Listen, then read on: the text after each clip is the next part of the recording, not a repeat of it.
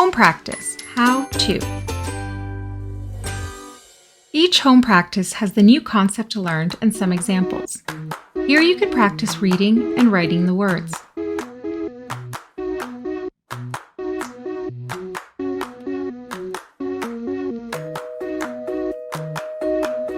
Next, you have your heart words. Some days won't have a heart word, but your teacher may choose to write one in that needs reviewing. These are words we have been practicing in class to learn by heart. Practice reading and writing your heart words at home.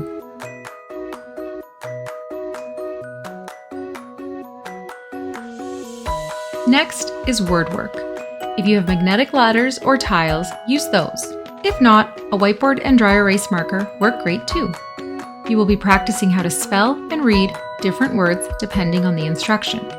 Each page follows a similar pattern. Spell the word. Change a letter to form a new word and read it. Spell a different word. Change a letter to form a new word and read it. Follow along to see an example. Create the word je.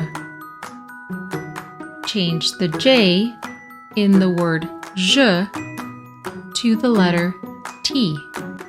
What's the new word? Te. Now change the word te to the word to.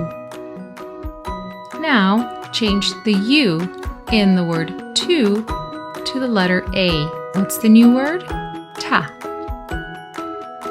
Lastly, you may have one or two sentences. Here, take the time to practice reading the sentence, sounding out all the sounds that we've learned.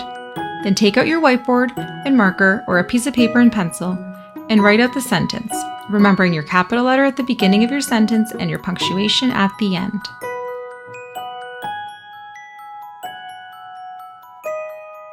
And that's it!